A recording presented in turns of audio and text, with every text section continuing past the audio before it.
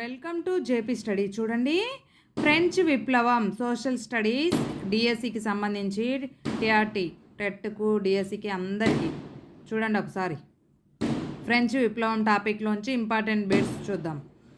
Saint Jacob పేరు మీదుగా ఏర్పడిన ఫ్రాన్స్లోని క్లబ్ ఏది? జాకోబిన్స్ క్లబ్. 1792లో ఎన్నికైన కన్వెన్షన్ ప్రభుత్వం ఎన్ని సంవత్సరాల వయసు వారికి ఓటు హక్కు ఇచ్చింది? 21 సంవత్సరాల వయసు వారికి. ఫ్రాన్స్లో బీతావహ పాలన ఎప్పుడు జరిగింది? 1793 నుంచి 94 మధ్యలో. ఏ రాజు లాంగ్ పార్లమెంట్లో మంత్రులను శిక్షించాడు? మొదటి చార్లెస్. ఎప్పుడు ప్యారిస్ నగరంలో ప్రమాద గంటికలు మ్రోగాయి? 1789 జూలై 14 ప్రాతకాలంలో. బోర్బన్ రాజుల కుటుంబానికి చెందిన లూయి 16వ లూయి ఫ్రాన్స్ సింహాసనాన్ని ఎప్పుడు అధిరోహించాడు? 1774 సంవత్సరంలో. 16వ లూయి రాజయ్యే సమయానికి అతడి వయసు ఎంత? 20 సంవత్సరాలు. ఫ్రాన్స్ దేశానికి ప్రధాన శత్రువు ఎవరు? బ్రిటన్. 18వ శతాబ్దంలో ఫ్రెంచి సమాజాన్ని ఎన్ని ఎస్టేట్లుగా విభజించారు? 3 ఎస్టేట్లుగా విభజించారు. ఆ 3 ఎస్టేట్లు, అందులోని ప్రజలు ఏవో చూద్దామా?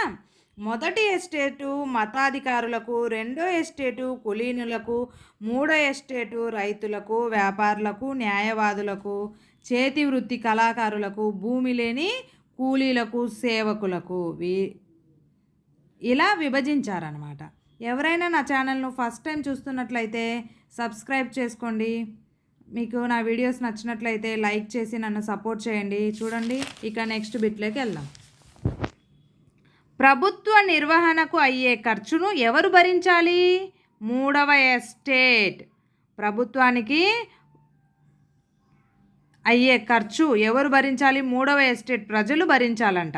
3వ ఎస్టేట్లో ప్రజలందరూ ఏ ప్రత్యక్ష పన్నును చెల్లించాలి? టెయిల్లే అనే ప్రత్యక్ష పన్నును చెల్లించాలి. చర్చి రైతాంగం నుంచి ఏ పన్ను వసూలు చేసేవారు?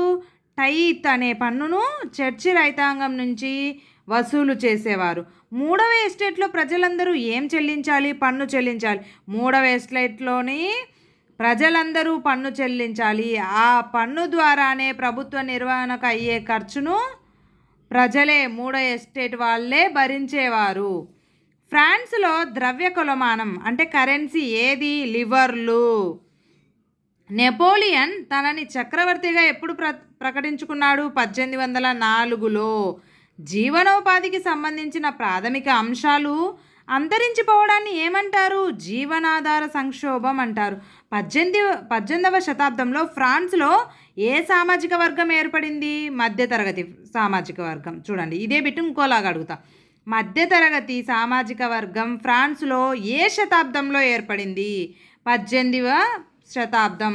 వ్యక్తి ప్రతిభను బట్టి అతడి హోదా నిర్ణయించాలని వాదించిన తత్వవేత్తలు ఎవరు? John Locke, Jean Jacques Russo.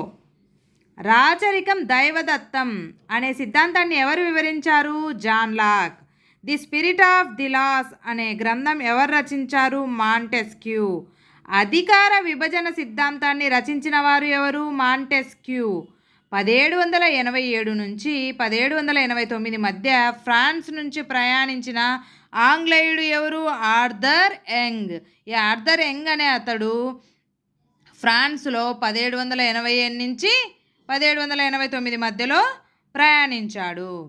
ఫ్రాన్స్లో ఎస్టేట్ జనరల్ చివరి సమావేశం ఎప్పుడు జరిగింది? 1614లో. ఇప్పుడు 1793లో జార్జీ డాంటన్ తన స్నేహితుడికి రాసిన లేఖలో ఏ అంశాలు రాశాడు అతను? డాంటన్ ప్లేసిస్లోని రెసిడెన్షియల్ కాలేజ్లో చదివేవాడనమాట.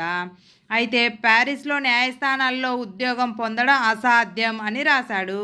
నా దగ్గర సౌ లేకపోవడంతో ఆఫీసు కొనలేకపోయాను అని కూడా రాశాడు.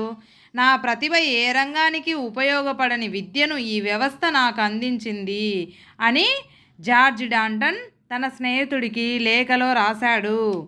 వాటర్లూ యుద్ధం జరిగిన సంవత్సరం ఏది? 1815.